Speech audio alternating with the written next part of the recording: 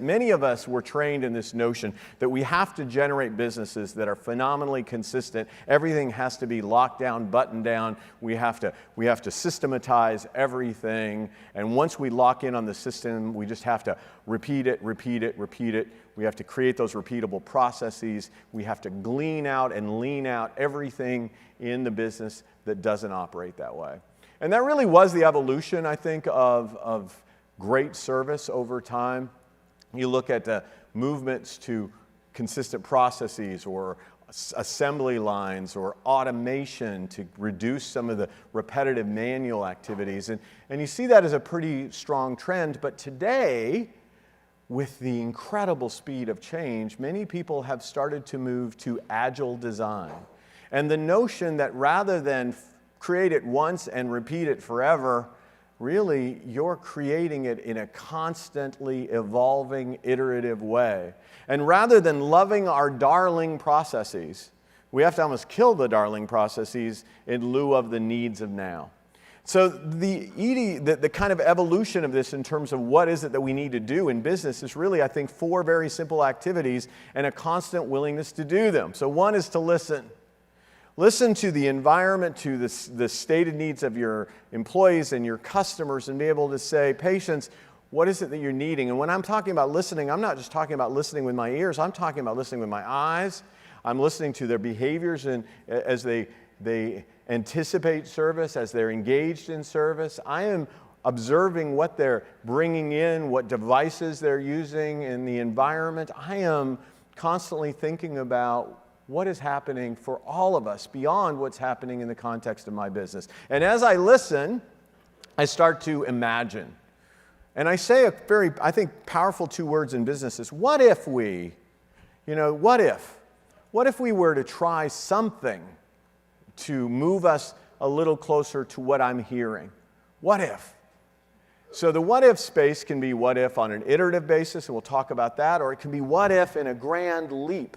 What if we did something that's just see how it goes? We're not going to wed ourselves to it. We're not going to go all in on it. We're just going to what if it for a little bit and think about how it might solve a need. And then once we've thought about it, we need to try it.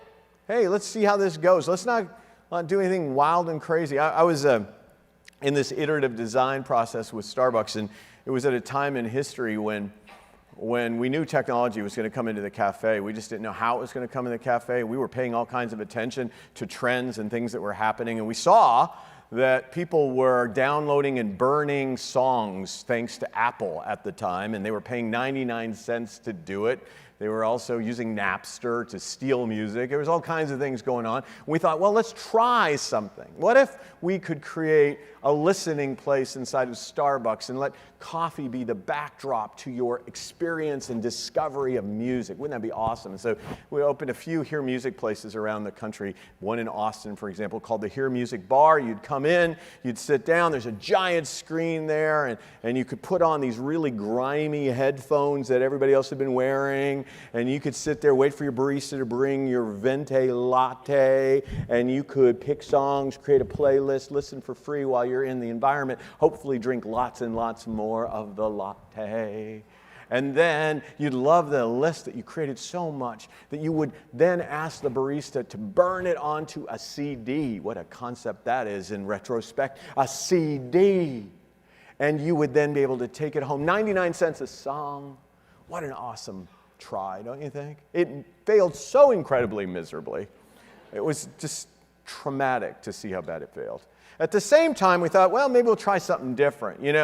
You could literally walk out of headquarters at Starbucks in Seattle, and you could go to the taco truck in the parking lot, and they had free Wi-Fi. You could go to a Starbucks, and they did not. You were locked into a provider, AT&T. You had to become a loyalty card member. It became a real fiasco. But we finally decided, hey, why don't we try just free Wi-Fi a little bit and see if it's a business benefit.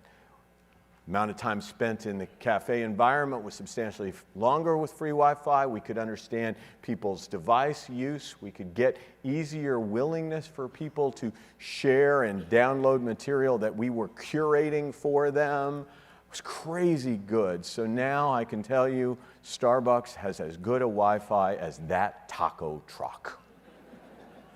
We tried it, and because it derived the revenues that were required, they do it.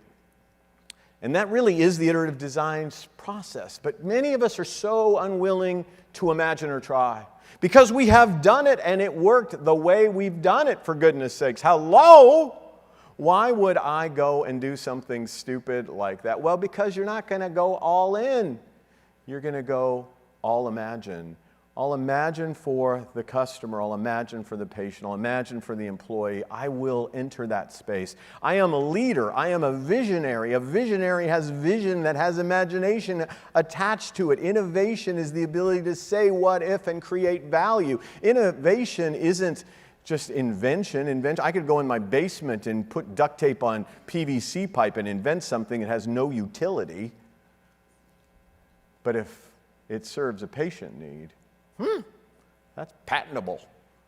That's worth something. So it's really innovating by imagining.